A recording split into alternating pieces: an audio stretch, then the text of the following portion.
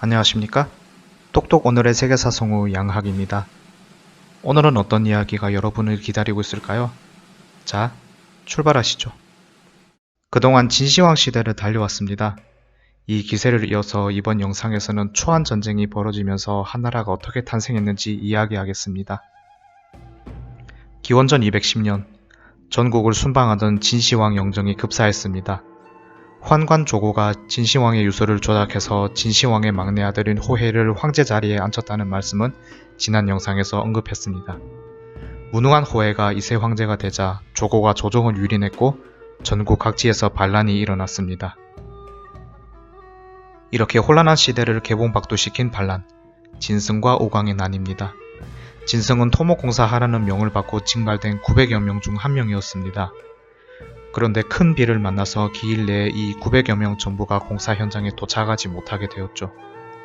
당시 진나라 법률에는 이유를 불문하고 기일 내에 도착 못하면 참죄, 쉽게 말해서 사형을 집행한다는 조항이 있었습니다. 이 때문에 처벌받을 것을 두려워하다가 결국 진승과 오광은 같이 있던 무리를 이끌고 반란을 일으켰습니다. 그때 진승이 내건 구호가 왕후장상의 시가 따로 있나? 입니다. 짧은 구호지만 당시 신분제를 전면 부정하는 도발적인 내용이었죠. 급기야 기원전 209년에는 장초를 건국했고 진승은 왕위에 올랐습니다.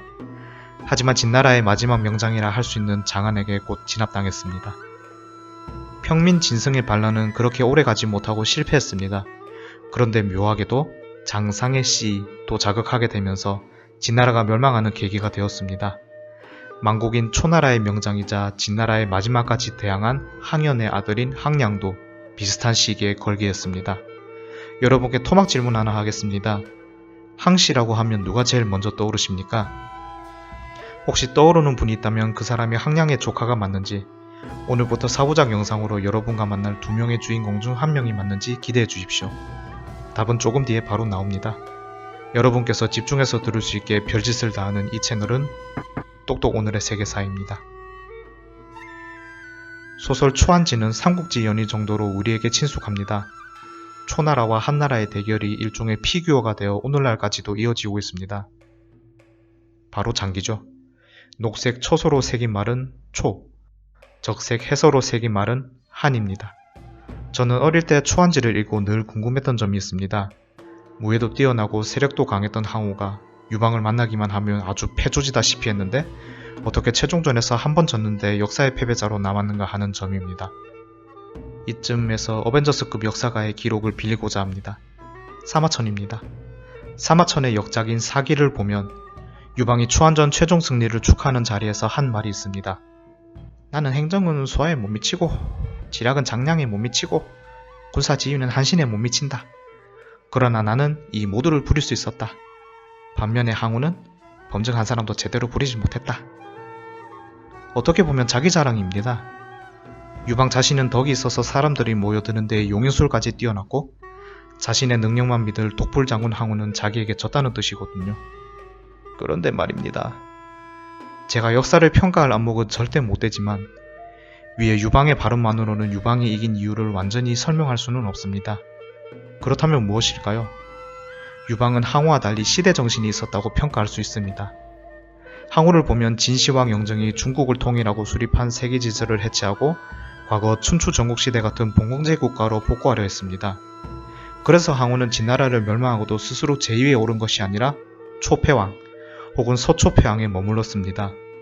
패왕이라는 명칭은 춘추 전국시대에서 특출난 능력으로 다른 제후를 이끌던 리더격인 제후를 가리키는 칭호였습니다.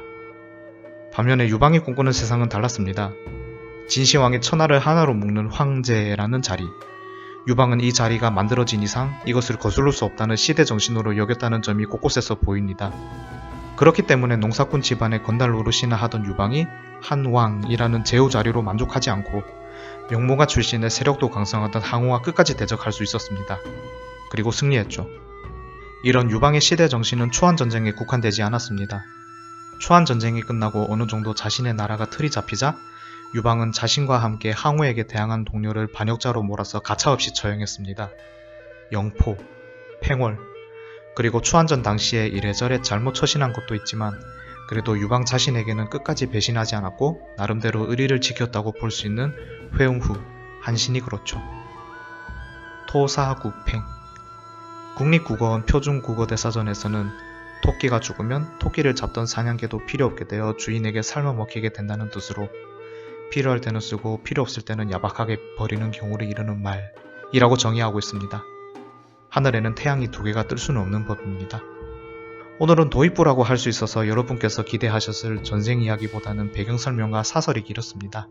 본격적인 내용을 시작하기 전에 중요하지는 않지만 문의가 들어올 수 있는 내용이라서 공지하겠습니다. 항우라는 이름이 워낙 유명하고 표준국어 대사전에도 등재된 표준어 고유명사입니다.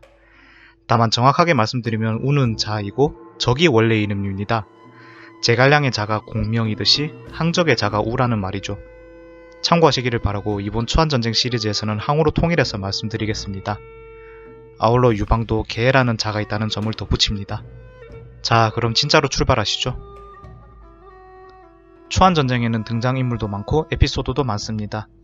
저희 영상은 큰 전투를 중심으로 보면서 역사적인 맥락을 짚는 데에 중점을 두겠습니다. 초안전쟁은 기원전 206년부터 기원전 202년까지 횟수로는 5년에 걸쳐 벌어졌습니다. 초안전쟁의 큰 얼개 혹은 큰 줄기는 앞선 영상에서 말씀드렸습니다. 진나라 이후에 항우가 만들어 놓은 신봉건주의라는 새로운 질서를 유방이 거부하고 도전하는 것이 그 큰 얼개입니다. 유방은 항우보다 15살 많다고 알려져 있으며 초나라 폐연 출신입니다. 젊었을 때는 다소 방탕하게 살다가 진승과 오강의 난이 발생한 시기에 봉기하게 됩니다. 이후에 항우의 숙부인 항량의 군대에 합류하면서 수천 병력을 지휘하는 탕군의 수장이 됩니다. 먼저 유방이 항우로부터 분리하면서 독자 세력이 된 경위를 말씀드리겠습니다. 항량과 항우가 골기하면서 명분이 필요했는데 초나라 왕실의 후에 한 명을 왕으로 세우게 됩니다. 그가 초회왕입니다. 초회왕은 기원전 207년에 항우에게는 진나라의 주력인 장안의 군대를 꺾으라는 임무를, 그리고 유방에게는 진나라 수도인 함양의 관문 함곡관을 공격하도록 명했습니다. 그러면서 회왕은 먼저 관중을 평정하는 자를 그곳의 왕으로 삼겠다 라고 공언했습니다. 관중 땅은 오늘날의 산시성 일대인데 진나라 수도인 함양을 포함한 지역입니다. 당시 중국 전체 경제력의 절반을 넘게 담당하는 요충지였죠. 항우와 유방은 마음이 급해졌습니다. 관중 땅에서 왕이 되면 천하에서 1인자가 되는 길이 열리기 때문이었죠. 상대적으로 좀 더 조급한 쪽은 항우였습니다. 항우는 관중 땅에서 조금 떨어진 조나라에 주둔하고 있는 명장 장안과 싸워야 했기 때문입니다. 거기에 항우의 개인적인 원한도 있었습니다. 항우의 숙부인 항량이 장안이 이끄는 군대에게 죽었기 때문입니다. 항우는 특유의 과단성을 발휘하면서 장안군과 한판 붙었습니다. 이 전쟁을 나중에 거룩대전이라고 하게 됩니다. 파부침주. 항우는 밥질 솥을 깨뜨리고 돌아갈 배를 가라앉혔습니다. 항우의 오만 정예군이 퇴로를 스스로 없앤 것입니다. 무섭게 정신무장한 항우의 군대는 자신의 4배인 20만 장안군을 몰아붙이면서 거룩대전에서 승리합니다. 거룩대전은 항우가 천하에 자신의 명성을 알리는 계기가 되었습니다. 그러나 도저히 변호할 수 없는 악행까지 저질렀습니다. 신한대학살입니다. 항우는 진나라 군사 수십만이 항복했는데도 모조리 죽이고 땅에 묻어버렸습니다. 반면에 유방은 함곡관으로 진군하면서 민심을 차곡차곡 얻었습니다. 유방군이 전리품을 탐하지 않는다는 소문이 돌면서 함곡관으로 가는 길에 있던 성읍은 싸우지 않고 유방군에 항복했습니다. 함곡관까지 공략한 유방은 초회왕에게 받은 미션을 완료했습니다. 그러나 거기서 더 나아가게 됩니다. 진나라 수도인 함양까지 공략하기로 결심하고 함곡관을 넘어간 것이죠. 그러자 진나라의 마지막 황제 자영은 폐상이라는 곳에서 유방에게 스스로 항복했습니다. 이로써 유방은 관중의 왕이 되는 꿈에 부풀었을 것입니다. 앞서 말씀드렸듯이 유방은 젊었을 때 다소 방탕했고 좀 더 격하게 표현하면 건달 출신입니다. 그런 경험 덕에 오히려 풀뿌리 민심을 알았는지 함양에서 약법 3장을 내걸고 인기 관리를 합니다.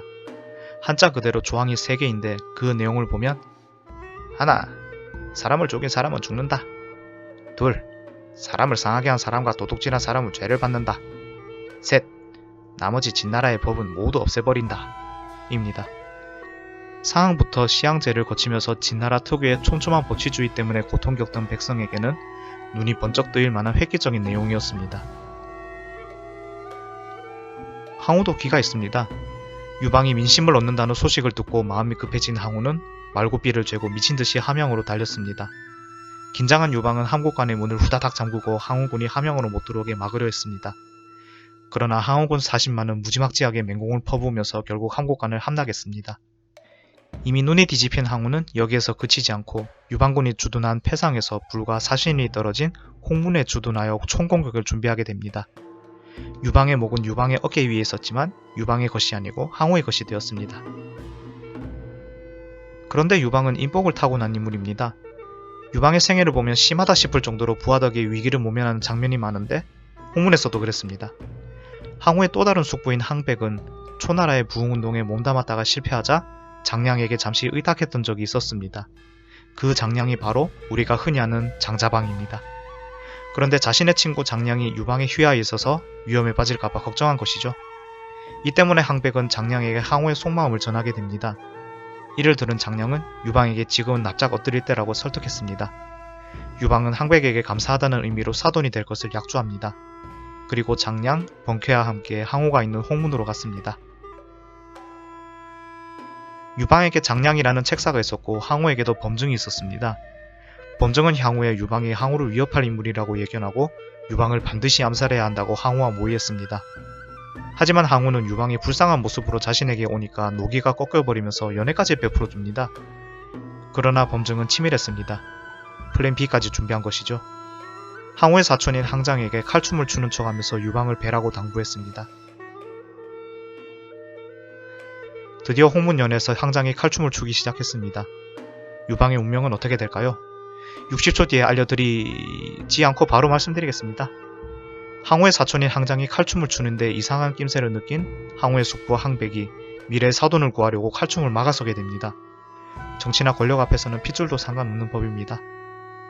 상황이 긴박해지는 것을 느낀 유방의 보디가드, 용장 번쾌까지 연회장에 입장하면서 항장이 유방에게 접근하기 더욱 힘들게 만듭니다. 분위기가 그렇게 되자 유방도 자신이 취했다는 핑계를 대면서 홍문을 빠져나와 자신의 군영으로 도망쳤습니다. 유방에게는 최대 위기였고 항우에게는 최대 실책으로 역사에 기록된 이 사건, 홍문지회입니다. 이후에 항우는 함양에 입성했고 유방에게 항복했던 진나라 마지막 황제 자영을 죽입니다. 그리고 아방궁까지 불태워버리면서 시황제의 흔적이 남아있던 진나라를 쑥대밭으로 만들었습니다. 곧이어 항우는 초회왕을 황제로 추대하고 본인은 섭정하게 되면서 초나라 서부와 조, 한, 위의 일부를 포괄하는 영역을 다스리는 서초패왕이 되었습니다. 그리고 이 시기에 비단 옷을 입고 고향으로 돌아온다는 사자성어 금이환향 고사가 나오게 됩니다. 유방은 어떻게 되었을까요? 기원전 206년 1월 항우는 유방을 변방인 서촉당의 한왕으로 봉했습니다. 그리고 진나라를 세 나라로 나누면서 유방이 정말 중원으로 기어나온다 하더라도 완충지대가 될 수 있게 해버립니다. 유방이 중원으로 진출할 꿈 자체를 꾸지 못하게 막아버린 것이죠. 유방은 결국 중원으로 나오지 못했을까요? 그러면 초안전쟁도 없었습니다. 유방은 1년도 지나지 않은 기원전 206년 8월부터 동쪽으로 진군합니다. 초안전쟁에서 등장하는 모든 갈등은 진나라가 멸망하고 여기저기 세워진 제후국끼리 다투면서 시작했다고 볼 수 있습니다. 진나라가 중국을 통일하기 전인 전국시대에는 강대한 제후국 7국가가 서로 다퉜는데 이를 칠웅이라고 합니다. 그런데 항우는 칠웅 중의 하나인 진나라를 무슨 지우개로 지우듯이 지도에서 없애버렸습니다. 그리고는 진나라가 통일하기 전으로 돌아간다는 의미로 육국 재건을 공표했죠. 그러나 파괴의 미학을 탐닉한 우리의 항우는 기원전 206년에 육국 재건 원칙을 저버렸습니다. 항우 스스로 초나라 서부와 조, 한, 위의 일부를 포괄하는 지역을 다스리는 서초패왕이 된 것이죠. 항우는 의제라는 허수아비 황제를 자리에 앉히고 유방을 한나라왕, 줄여서 한왕으로 봉하면서 서쪽 변방인 촉당으로 쫓아버렸습니다. 그리고 천하를 제후국 18곳으로 나눴습니다. 그런데 항우는 진나라와 전쟁을 치를 때 자신과 같이 싸운 전공이 큰 사람들을 영주로 봉했습니다. 이렇게 제후국을 분배하는 과정에서 항우에게 반발하는 세력이 생길 수밖에 없었습니다. 여기서 육국 당시 왕족을 잠시 소환하겠습니다. 과거 육국의 왕족 대부분은 진시황 집권기에 몰살당했지만 몇몇은 용케 숨어서 연명하고 있었습니다. 20년이 될까 말까 했던 통일 진나라는 그렇게 연명하던 육국왕족이 생을 마치기에는 지나치게 짧은 시간이었습니다. 그런데 육국왕족도 앞에서 언급한 항우의 제후국 분배 과정에서 반발했습니다. 왜냐하면 과거 육국왕족은 항우가 내걸었던 육국 제국 원칙을 진나라가 통일하기 전으로 돌아간다는 의미로 해석했고, 그렇다면 왕족이었던 자신들이 당연히 권력을 차지해야 한다고 생각했기 때문입니다. 항우에게 쌓인 불만을 가장 먼저 터뜨린 곳은 제나라입니다. 제나라는 초대 영주가 여러분도 잘 아시는 태공망, 즉 강태공입니다. 주나라가 상나라를 꺾고 패권을 차지할 때 1등 공신이 그 태공망이죠. 태공망의 기운을 받았는지 제나라는 춘추 전국시대 동안 가장 강대한 제후국이었고 마지막까지 진나라에게 저항한 국가이기도 했습니다. 그런데 항우 자신과 함께 싸웠다는 이유로 제나라 장군 출신인 전도를 이렇게 유서 깊은 제나라의 왕으로 앉혀버린 것이죠. 여기에 불만을 품은 제나라 왕족 출신인 전영이 궐기하게 됩니다. 이쯤 되면 여러분 슬슬 짜증나시죠? 이번 영상부터 유방하고 항우가 전투 벌이기 시작한다더니 유방은 아직도 촉당에 갇혔는지 기어 나오지도 않고 전투는 언제 하냐고 물으실 분께서 많으시리라 생각합니다. 사실 영상을 제작하는 저희도 영상을 보시는 여러분도 유방과 항우의 전투 결과를 알고 있습니다. 다만 이 둘이 왜 싸웠고 왜 유방이 이겼고 항우는 패했는지 짚고 가는 것이 중요하다고 생각해서 서서히 길어지고 있습니다. 전편 영상에서 말씀드린 파부침주라는 말은 일종의 심리전이나 정신무장을 의미한다면 역발산 기계세, 힘으로는 산을 뽑고 기계는 세상을 덮는다는 말은 항우라는 인물 그 자체를 표현합니다. 이런 표현처럼 항우는 전쟁이나 힘 쪽으로는 특화된 인물입니다. 그런데 전쟁에는 천재적인 항우가 정치는 심각한 문외한이었습니다. 그래서 결과적으로 천하지서를 바로잡지 못했고 본인은 본인대로 역사의 패배자로 남았습니다. 그러나 항우는 힘의 역학관계를 잘 알았습니다. 자신에게 반기를 든 제나라의 전형을 그대로 두면 전형과 비슷한 이유로 불만이 있는 왕족이나 제후가 단체로 걸게하겠다고 본능적으로 알았습니다. 이 때문에 항우는 기원전 206년에 전형을 진압하러 자신이 직접 북쪽 제나라로 진군했습니다. 여러분께서 기다리시던 유방이 드디어 등장합니다. 유방도 항우가 본진을 비우는 때를 노리고 있었는데 항우가 제나라로 진군하는 것을 보고는 군대를 동쪽으로 진격한 것입니다. 유방이 군사적으로 이렇게 결단하는 데에는 어떤 사람의 역할이 컸습니다. 용병의 천재 한신입니다. 유방 휘하의 많은 인재가 그랬듯이 한신도 원래 항우 진영에 있었습니다. 그러나 신분이 미천하기도 했고 중용되지도 못해서 유방의 진영으로 갔지만 유방의 진영에서도 처음에는 두각을 드러내지 못했습니다. 그러다가 유방이 거병할 때부터 오른팔이었던 소아가 한신의 잠재력을 간파했고 유방에게 한신을 추천하면서 단기간에 대장군으로 임명되었습니다. 대장군이 된 한신은 서쪽당 오지에 사실상 갇혀서 자포자기 하다가 오합지졸이 돼버린 한나라 병사를 심리적으로 조련했습니다. 많은 한나라 병사가 유방처럼 폐연 출신이거나 초나라 출신이었습니다. 당연히 고향을 그리워했죠. 거기에 한신내라는 용병의 달인이 등장하고 고향으로 돌아가고 싶은 열망이 다시 생기면서 한나라군은 점점 강해졌고 마침내 삼진을 격파하게 됩니다. 삼진을 격파한 것은 유방의 한나라군이 중원으로 진출하는 시작점이라는 의미가 있습니다. 그런데 여기서 또 등장하는 익숙한 이름이 있으니 장한입니다. 진나라의 마지막 용장이지만 거록대전에서 항우에게 패배한 그 장한입니다. 이후에 옹왕으로 임명받고 삼진종의 한 곳을 다스리고 있었는데 말년에는 유방에게도 패한 것이죠. 장한은 자살하면서 한많은 생을 마쳤습니다. 유방은 삼진을 격파하고 관종을 평정했습니다. 유방도 항우에게 이래저래 당한 것이 있으니 복수해야겠죠. 항우의 본거지인 초해수도 팽성을 목표로 잡습니다. 그런데 유방은 항우와 다르게 정치를 알았습니다. 팽성을 치기 전에 자신에게 명분이 필요하다는 것을 잘 알고 있었죠. 이에 명목상이었지만 어쨌든 황제였던 의제를 항우가 사주에서 죽였다는 소문을 퍼뜨립니다. 이 소문이 퍼지자 그렇지 않아도 제후국을 분배하는 과정에서 항우에게 불만을 품었던 세력이 모두 유방을 지지했습니다. 자, 유방 휘하에 군사 56만이 모이게 됩니다. 과장에서 기록했다고 치더라도 무지막지한 숫자입니다. 유방과 동맹군은 숫자로 밀어붙이는 인해 전술로 기원전 205년 4월에 팽성을 간단히 점령했습니다. 그런데 웬일일까요? 유방은 예전에 진나라 수단의 함양을 점령했을 때는 약법 산장을 내걸면서 노련하게 민심을 달랬습니다. 그런데 팽성을 점령하고는 그때의 현명함은 어디로 갔는지 흥청망청 놀고 즐긴 것입니다. 요즘 타이슨이 다시 뜨고 있죠. 누구나 계획은 있습니다. 타이슨에게 얻어터지기 전까지는 말이죠. 그렇습니다. 링 위에 올라가기 전에는 나름대로 계획이 있었지만 항우라는 끝판대장이 나타나니까 천하를 다스리겠다는 유방의 달콤한 계획은 물거품이 되었습니다. 항우는 아직 제나라를 완전히 정벌하지 못한 상태라서 3만 정예군만 추려서 팽성으로 남아있습니다. 유방이 팽성을 차지했지만 항우에게는 홈그라운드입니다. 군기가 해이해져서 무장 해제하고 헬렐레 하고 있던 유방군에게 항우는 3만 정예군으로 기습 공격해서 지옥행 차표를 끊어줬습니다. 항우군은 하룻밤 동안 복수했는데 유방군은 10만이 넘게 죽고 유방은 부모와 부인도 팽성에 남기고 서쪽으로 도망칩니다. 유방은 항우가 추격하는 것이 얼마나 두려웠으면 그가 타고 있던 수레의 속도가 안 나니까 같이 있던 그의 아이들을 한 번도 아니고 숫자내나 수레 밖으로 내던졌습니다.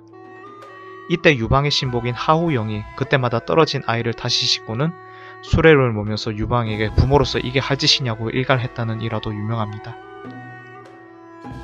전편에서 말씀드렸듯이 유방은 희한하리만큼 인복을 타고난 인물입니다. 팽성에서 패한 유방이 위기에 처하니까 휘하장수가 능력을 보여줍니다. 한나라의 행정을 총괄하던 소환은 후방에서 끊임없이 군사와 식량을 보급하고 장량은 계략을 펼치면서 팽월 등 여러 제후가 항우에게서 등 돌리게 만듭니다. 대장군인 한신은 팽성에서 패배한 책임이 어느 정도 있었지만 향후의 북벌을 감행하면서 항우의 전력을 분산시키더니 결국 항우의 급소를 찌르게 됩니다. 용장 번쾌도 형량과 성구에서 항우의 공격을 막았는데 기원전 203년까지 광무에서 항우의 발을 묶으며 유방을 측면 지원하게 됩니다. 지금까지는 항우가 우세한 상황입니다. 그러면 항우는 어떻게 최후를 맞았을까요? 계속 말씀드리지만 저희도 여러분도 결과는 다 알고 있습니다. 다만 휘하 여러 인재와 힘을 합쳐서 최종 승리한 유방과 다르게 항우는 개인적인 결함이 있었다고 해도 홀로 맞서다 패배했습니다. 거기에 항우를 따른 미녀 우희까지 이야기에 엮이면서 애잔한 비극 한 편이 나옵니다. 초안전쟁 마지막 이야기인데 이번 영상의 주인공은 유방도 항우도 아닙니다. 바로 대장군 한신입니다. 아니 지금까지 유방하고 항우를 신나게 언급해놓고 마지막 주인공은 갑자기 한신? 이러실 분도 당연히 계시리라 생각합니다. 맞습니다. 유방과 항우가 천하를 두고 다투었습니다. 그렇지만 초안전쟁을 결판낸 사람은 한신이기 때문에 이번 영상의 주인공이라고 말씀드립니다. 이전 영상에서 언급했듯이 한신은 진나라 평민 출신입니다. 지독하게 가난해서 끼니를 해결하기도 어려울 정도였죠. 그래서 강가에서 빨래하던 안악에게 밥을 얻어 먹었다고 사기에까지 기록이 남아 있습니다. 걸식표모라고 알려진 고사입니다. 그뿐만 아닙니다. 젊을 때 시장에서 마주친 불량배에 가랑이 밑을 기어서 위기를 모면했다는 이야기도 유명하죠. 과하지욕이라고 알려진 고사입니다. 미천함을 넘어서 비참할 정도였습니다. 그런 한신이 진나라 말기에 봉기한 항우의 휘하로 갔습니다. 그러나 어떻게 보면 당연하게도 요직에 중용되지 못했죠. 이내 항우를 떠나서 유방의 휘하로 갔지만 거기서도 부침이 있었습니다. 군법을 어긴 죄로 처형당하게 된 것이죠. 죽을 위기에 빠진 한신 앞에 하우영이 등장합니다. 이후에 팽성 전투에서 유방이 버린 자녀를 구하게 되는 마음씨 따뜻한 아저씨, 킹갓 제너럴 베스트 드라이버인 그 하우영이죠. 한신이 처형당하기 전에 하우영에게 외쳤습니다. 전하를 취하고 싶지 않다면 나를 죽이시오. 한신이 죽기 전에 발버둥 친다고 뱉은 말일 수도 있습니다. 그런데 이 말을 들은 하우영도 그 찰나에 한신을 살리는 일생일대의 선택을 합니다. 하우영이 유방에게 한신을 청구했고 유방의 오른팔이자 행정가인 소아도 한신과 몇 번 이야기를 해보니까 생각보다 비범한 인물임을 알았습니다. 이에 다시 한번 유방에게 청구했습니다. 마침내 한신이 대장군이 되는 순간이었습니다. 기원전 203년 유방은 항우가 없는 팽성을 손쉽게 점령했습니다. 그러나 항우가 이끄는 3만 정예군이 유방의 60만 대군에게 지옥행 특급 차표를 끊어줬다는 이야기, 수레를 타고 도망치던 유방이 자식을 버리고 하우영이 그 아이들을 다시 수레에 실어서 유방에게 일갈했다는 이야기는 지난 영상에서 했습니다. 이렇게 유방이 가까스로 살아남은 팽성 전투였고 이후에 군사를 재정비해서 광무에서 항우군과 대치했습니다. 유방은 이 위기를 모면할 묘수가 필요했죠. 여러분, 게임 좋아하십니까? 앞으로 말씀드릴 유방군의 전략을 게임에서 종종 쓰는 용어 내지 은어인 딜러, 탱커, 힐러로 비유하겠습니다.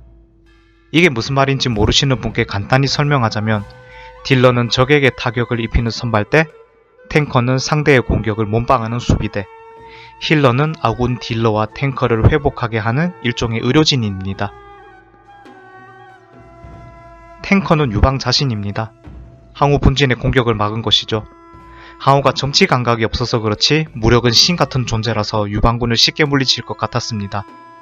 그런데 유방의 설득에 넘어간 팽월이 항우군의 후방에서 유격전을 벌이며 항우군은 보급에 큰 차질이 생겼고 대치가 점점 길어졌습니다. 힐러는 행정가 소아입니다. 한나라 본국에서 인력과 군량을 미친듯이 보급했습니다. 딜러는 누구일까요? 오늘의 주인공이라고 언급한 이유가 있습니다. 한신입니다. 탱커와 힐러도 중요하지만 방어만 한다고 전쟁에서 이길 수는 없습니다. 결국은 공격이죠. 한신은 아직 항우의 영향권이던 북쪽을 정벌하기 시작했습니다. 한신이 북벌하는 것은 유방군이 동쪽과 서쪽에서 동시에 공격받더라도 포위될 걱정이 없어진다는 뜻이며 유방과 대치하는 항우군 본진이 완전히 바보가 되는 효과까지 있었습니다. 전쟁 과정을 보면 유방은 외교술도 적절히 발휘하며 무혈 입성하는 경우가 꽤 있습니다. 반면에 한신은 딜러답게 철저히 전투 위주입니다. 화끈하게 상대방을 굴복시킨 것이죠.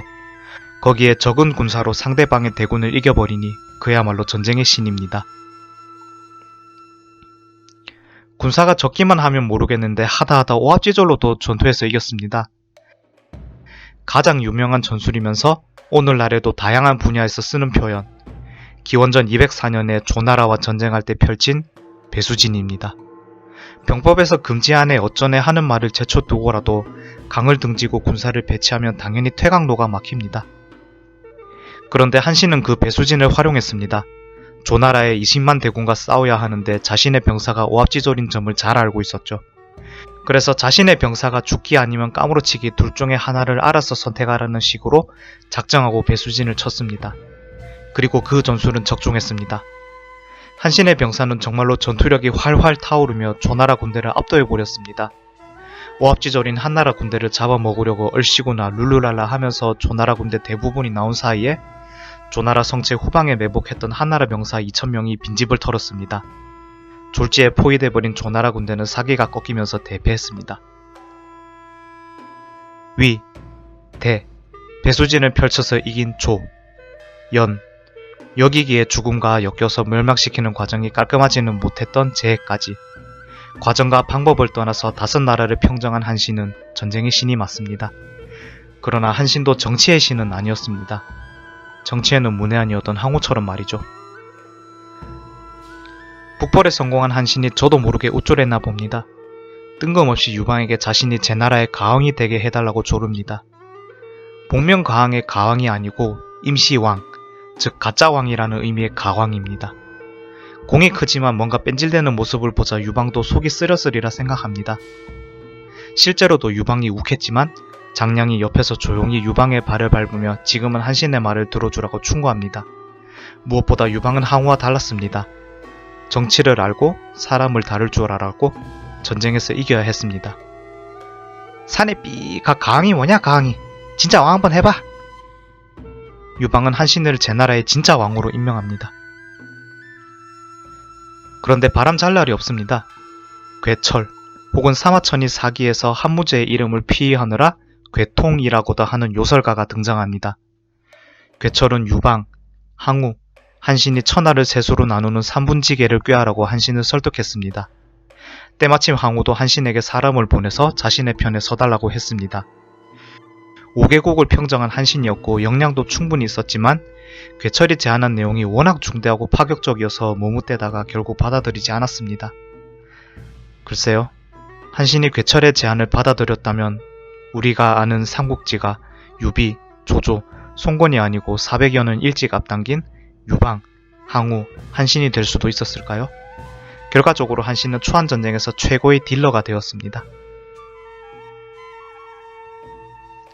앞에서 유방이 탱커라고 언급할 때 팽월이 항우군의 후방에서 유격전을 벌였다고 언급했습니다. 이렇게 후방에서 괴롭히던 팽월을 치기 위해 항우는 드디어 기원전 202년 성고에서 출정했습니다. 그러자 유방이 항우가 자리를 비운 기회를 놓치지 않고 성고를 점령했습니다. 성고가 함락되었다는 소식을 듣고 항우는 돌아와서 성고를 다시 점령했지만 보급로도 잃고 병사까지 잃는 악수를 두게 되었습니다. 항우는 하나하나의 전투에서는 이기고 있었지만 전체 전세를 보면 쫓기는 신세였습니다. 서초로 돌아가서 전열을 재정비할 필요가 있었죠. 그래서 유방에게 평화협정을 제의하면서 그 대가로 지난 팽성 전투에서 볼모로 잡았던 유방의 부인과 부모를 풀어주었습니다. 그 정도로 항우는 서초 땅으로 돌아가려고 애썼습니다. 그러나 정치를 알고 사람을 다룰 줄 아는 유방은 뒤통수까지 칠 줄 아는 위인이었습니다. 장량과 진평이 권위했다고 하지만 어쨌든 진격을 실행한 사람은 유방입니다. 항우가 힘빠진 기회를 놓치지 않았죠. 유방은 한신과 팽호를 비롯해서 전 군대에 항우군을 추격하라고 명했습니다. 그런데 이번에는 또 웬일일까요? 한신과 팽월이 군사를 묶고 움직이지 않았습니다. 이 때문에 유방 본군은 패했고 유방은 머리 끝까지 화나게 됩니다. 그래도 전쟁에서 이겨야 했던 유방은 한신과 팽월에게 봉지를 넓혀주겠다고 약속하며 이래저래 거래해주자 한신과 팽월도 출전합니다. 자, 길고 길었습니다. 초안전쟁을 마무리하겠습니다. 오늘의 주인공인 한신도 30만 대군을 이끌고 해하 강 앞에 주둔한 항우군 10만을 공격했습니다. 한신이 전쟁의 신이라면 항우는 전투의 신입니다. 해하 전투 초기에는 한신의 선봉군이 항우군의 압도적인 전투력에 밀렸지만 곧 양쪽 측면에서 합세한 지원군이 항우군을 포위했습니다. 이때를 놓치지 않고 한신은 다시 공격했고 항우군은 대패했습니다. 항우군이 해하에서 수비 진영을 갖추자 한신은 바로 공격하지 않고 심리전을 펼쳤습니다. 항우군을 완전히 포위하고 자신의 병사에게 초나라 노래를 부르게 했습니다. 역시 유명한 고사 사면초가입니다. 이 노래를 들은 항우가 탄식했습니다. 한나라군이 초나라 땅을 이미 다 차지했는가? 어떻게 한나라군에 초나라 출신 사람들이 저렇게 많은가? 항우가 탄식하기도 했지만 항우보다는 휘하의 군사가 더 심하게 동요했습니다. 구슬픈 고향 노래를 듣고 전의를 상실하더니 탈영병까지 발생했습니다. 그 와중에 항우의 연인인 우미인도 희망이 없는 것을 알고 자결했다는 이야기도 있지만 사실 우미인을 기록한 역사자료는 매우 부족합니다. 다만 항우가 우미인과 자신의 애마인 오추마를 걱정했다는 기록은 있죠.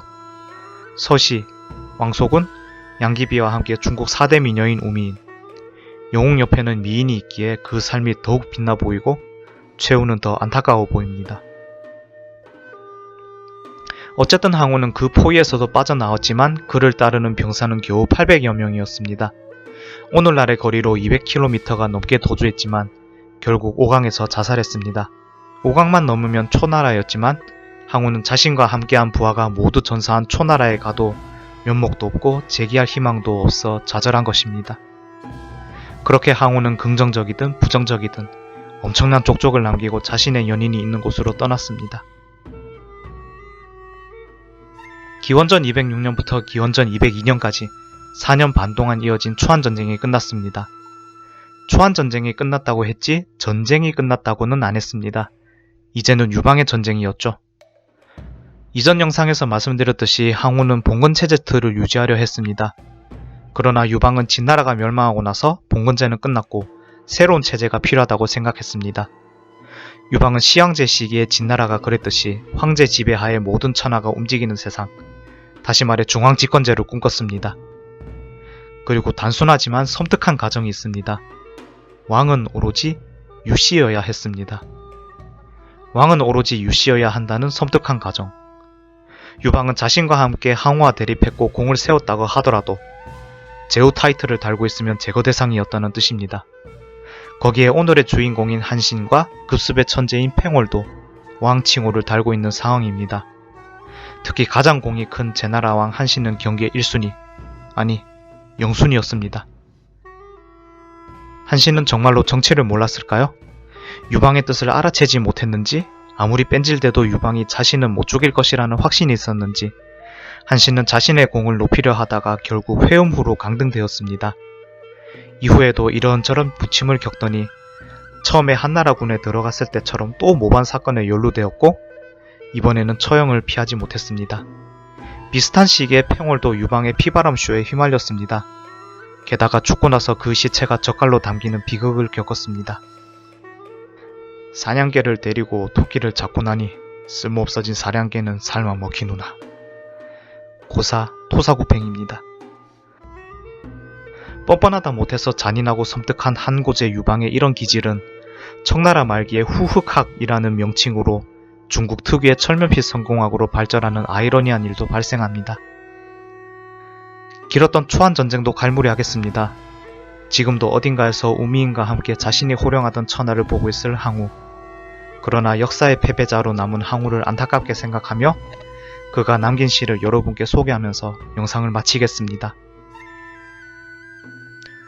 힘은 산을 뽑고 기백은 온 세상을 덮네. 때가 불리하니 명마인 추도 달리지 못하네. 추가 달리지 않으니 이를 어찌해야 하는가. 우야, 사랑하는 우야, 그대를 어찌하리. 초안전쟁편을 시청해주셔서 감사합니다. 더 재미있는 세계사 이야기로 뵙겠습니다. 구독, 좋아요, 댓글, 삼종신기는 똑똑 오늘의 세계사를 만드는 사랑입니다. 감사합니다.